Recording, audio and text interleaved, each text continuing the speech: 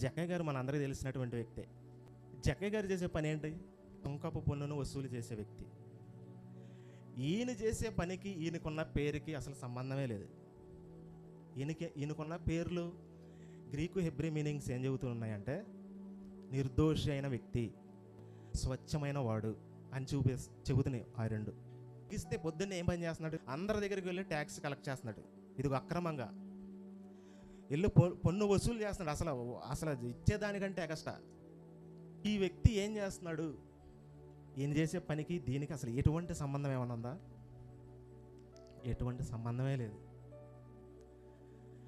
ఆయన చేసే పని భయంకరమైన పాపక్రియలయ్యి ప్రతి ఒక్కరి దగ్గర దోచుకోవడం తప్పితే ఏమీ లేదు.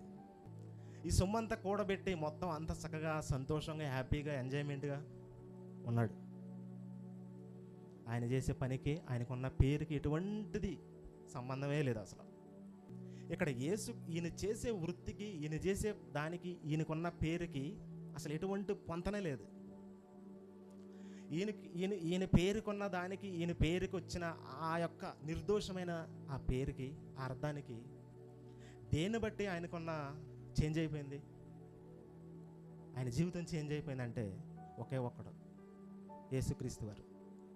ఆయనను విశ్వసించడం వల్ల, ఆయనని కనుగొనడం వల్ల, ఆయనని నమ్ముకోవటం వల్ల, ఆయన దగ్గరకు వచ్చి నీ ఇంటికి రక్షణ వచ్చిందని చెప్పడం వల్ల చేంజ్ అయిపోయింది. ఇదివరకు ఎలా ఉన్నాడు?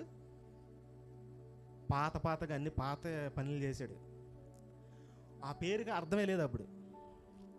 ఇప్పుడు యేసులోనికి వచ్చిన తర్వాత ఆ పేరుకున్న ఒక మీనింగ్లో ఉన్న అర్థం ఏంటో, ఒరిజినల్ ఏంటో, ఆ జక్కయ్యకున్న మీనింగ్ పేరు ఇప్పుడు యేసుక్రీస్తు నమ్మిన తర్వాతే ఆ పేరులో ఉన్న దానికి న్యాయం జరుగుతుందని నేను చెబుతున్నా.